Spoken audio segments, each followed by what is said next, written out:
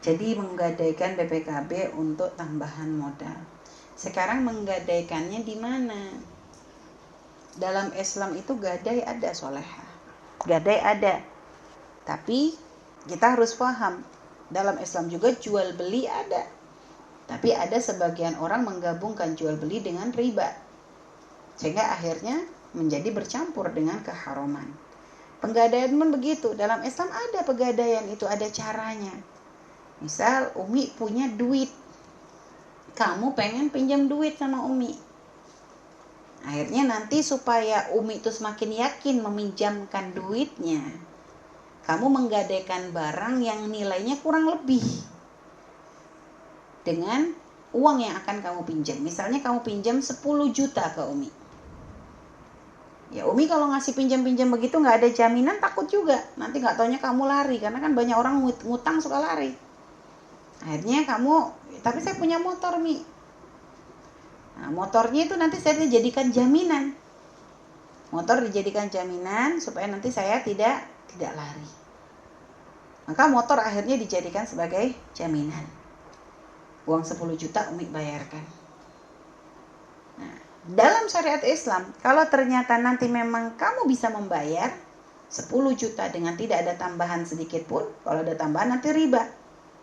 Ya, maka nanti motor ya sudah akan dikembalikan. Cuma motornya pun harus ada kesepakatan. Motor ini paling aman ditaruhnya di tengah-tengah, tidak di kamu, tidak ke yang pinjam juga, supaya aman. Kalau dipakai yang pinjam akhirnya sama dia dirusakin atau dijualkan lagi kan bisa juga nanti motor digadaikan lagi sama dia. Jadi pinjaman lain motor, gadaiannya motor lagi, bisa jadi. Atau kalau kamu dipakai ke taruh dititipin ke Umi, bisa aja Umi pakai mentang-mentang ini motor gadaian nih. Jadi paling aman ditaruh di tengah-tengah. Kecuali yang meminjamkan mungkin ini motor nih kalau nganggur nanti takut rusak nih. Takut rusak ya. Mungkin dipakainya adalah untuk menjaga supaya nggak rusak. Ya boleh aja dengan kesepakatan yang benar, yang penting jangan ada dolim deh. Nah, kalau nanti ternyata uangnya dikembalikan 10 juta, ya motor balikin dong dalam keadaan normal. Kalau ternyata duitnya nggak bisa balik, misalnya tempo berapa? 1 bulan, awalnya 1 bulan atau 2 bulan. Oke, 2 bulan dia minta tempo 10 juta akan dikembalikan. Ternyata 2 bulan duitnya nggak balik. Dia nggak mampu untuk bayar. Maka gimana? Lah karena tadi perjanjiannya motor itu jadi gadainya, maka Umi boleh menjual motor tersebut dengan harga normal, bukan dengan harga maksa. Artinya bukan harga ya udah yang penting laku aja deh. Oh enggak, dengan harga normal. Kalau ternyata motor itu lakunya ternyata 15 juta, motor tuh lakunya memang ditaksirnya masih bagus banget nih motor, bukan 10 juta, ini 15 juta. Jadi kamu jangan hanya mikir pokoknya duitku balik. Oh enggak boleh, jual dengan harga normal. Hanya ternyata duitnya terdapat 15 juta. Maka nanti Umi itu boleh ngambil 10 juta, yang 5 jutanya Umi kembalikan kepada yang punya motor. Loh, syariat Islam gitu. Tapi kalau syariatnya kafir gak gitu. Kamu naruh di pegadaian. Setelah itu nanti setiap bulan, misalnya jatah 1 bulan kamu harus bayar. Ternyata 1 bulan kamu gak bisa bayar, maka nanti kamu kena denda. Setiap bulannya selagi duit itu belum kamu bayar 1 juta, setiap bulan kamu akan didenda wajib bayar 1 juta. Itu bunganya. Pernah mendengar kalau di pegadaian yang tidak syar'i seperti itu.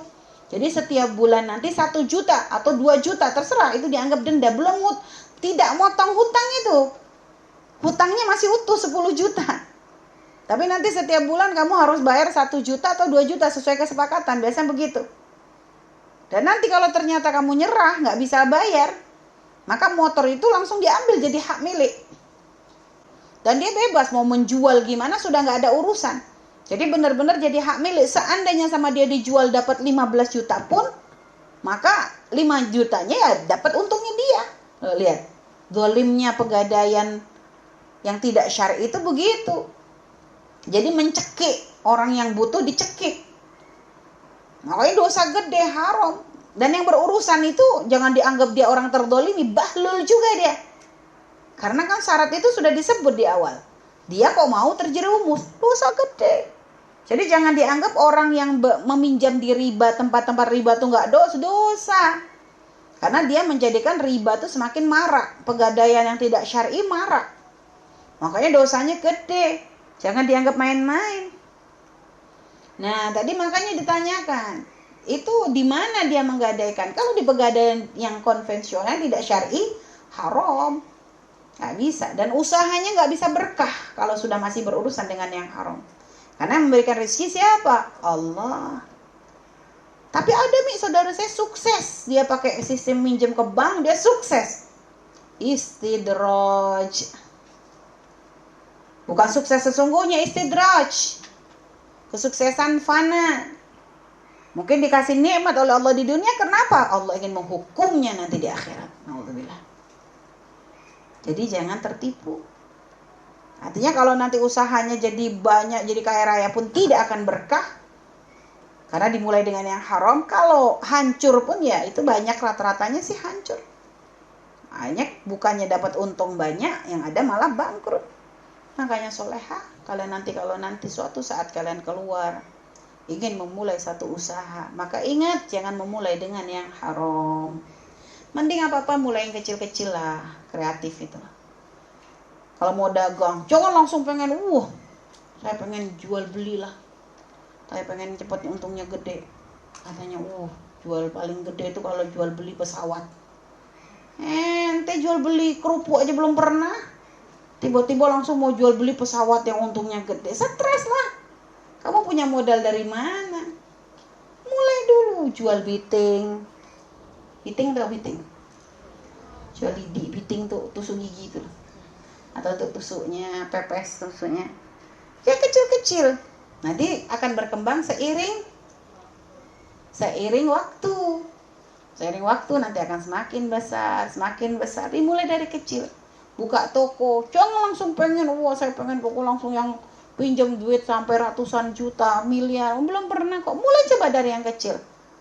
Kamu bisa punya modal. Umi pernah sayang dikasih modal dagang waktu di Pontianak itu.